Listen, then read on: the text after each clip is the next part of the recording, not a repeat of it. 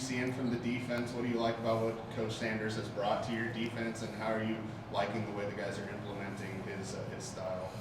Yeah, being 5 in, going on 6 today, you're kind of at that midpoint of spring or close to it where you got most of your stuff installed.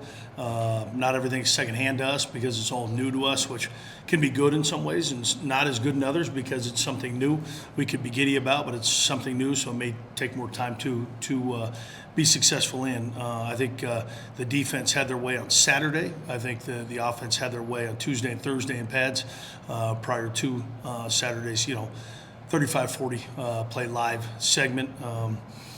The elements are what they are on Saturdays, so both sides play in that, but obviously it's advantage defense when the wind's ripping as far as throwing the ball. But I think they're flying around. I think they're making plays. But usually 6, 7, 8, 9, that'll kind of tell more of the story as we get into first scrimmage this Saturday, but still have some days prior to that. But intent, energy, I think a couple new faces on that side of the ball have helped. That's what it's all about, putting different personnels on the field to allow ourselves to be more successful instead of crossing our fingers at times, hoping that out of certain personnel on offense, they don't do what we possibly anticipate them to do. So well thought out. He's in front of most things, Coach Sanders is, and he's trying to instill that into his players. Leading up to that first scrimmage, what would you like to see out of the guys this week? Well, I like to take care of the ball a little bit more attention to detail on in the non-field sector of things, staying off the field, game management style. Spring's fun. It should be fun. It's different than fall. And the first year guys are still getting kind of their hands and arms wrapped around kind of what spring is, because they come right into fall. It's just different. It's on. It's every day. They're sore, and now it's kind of a lift, practice, Sundays off.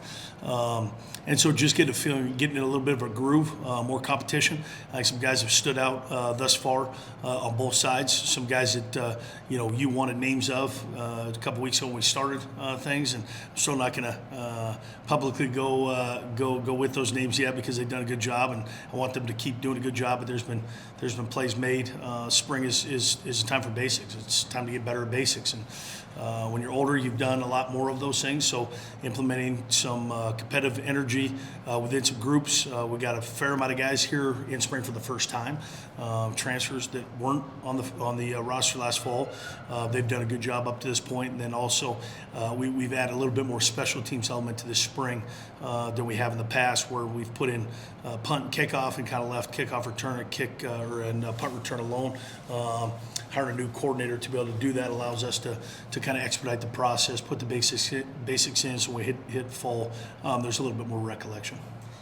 With all the spring camps that you've been a part of, is there a common thread of the ones that feel successful, or is there something that the team has to do to make it a success? I don't think it's relegated just to spring. I think when both sides of the ball have successes, it doesn't have to be back and forth in a drill or a day or a week. It could be the better part of spring. That's a testament to your team that both sides can make plays. We want to make it tough on each other, so then it's not as tough when we face not each other in fall.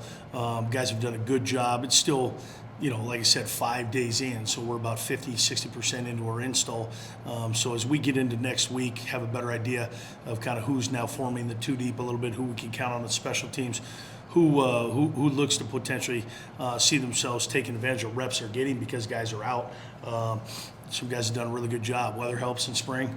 That helps the personalities of our kids and coaches to be able to have some fun during that 2 hours we're out there. So I just staying healthy is number one. That's always number one in spring. But also being competitive in those situational moments that we put forth, and it's compartmentalized in practice. We have our red zone going in today and Thursday, so we haven't even touched inside the 40-yard line yet. So it's kind of choppy the first couple weeks of spring, and usually about the first week of fall, because you're instituting situational football before you get to just put the ball down to play. So hoping for big flow, big competitiveness, big toughness. But the things outside of the game, I think we can clean up a little bit more, but we're growing up. You see that in some of the nonverbal things on film that no one maybe sees on film. So we're growing, and that's fun to see. Are all those things that you just mentioned kind of what would constitute a successful first scrimmage too, or? Yeah, it depends on what your level of success is. You know, one would say, I mean, there's been times where we've given up 10 sacks in a scrimmage, and I was the offensive line coach, and to me that was a success because the head coach in 2010 said, do you think we can protect the quarterback? And I looked at Coach Baldwin and said, I don't know. I mean, we're facing Renard Williams, one of the best defensive tackles in the land. We won't know until we face other opponents. You know, we can only go against ourselves and evaluate our players against each other. And sometimes that's good, but sometimes that's not as good because they're so used to each other. Some of these guys know their moves, know their stances, know the leans, know the tells. Sometimes it's good to just say, you know what, let's wipe it clean. Let's just go play ball. Let's keep score. So, you know, success is being healthy. Success is continuing to push in a few positions for guys to play. Guys that are in spots to play now because guys are hurt. Are they good enough to carry that into fall, or are they just in the spot because someone's hurt, not able to take those reps? I think that's all those things that we talk about as coaches as spring wraps up here in a couple weeks. But all in all, I think success is moving the ball, being physical, getting the ball out, and you got to root for both sides as a head coach. You can't just be one-sided because that may be success to you, but also maybe not success to the team. We've done a pretty good job up to this point. We'll get in our fourth day of pads today, full pads today, and have our first scrimmage on Saturday. So a lot will be told to us and themselves the next 3 weeks.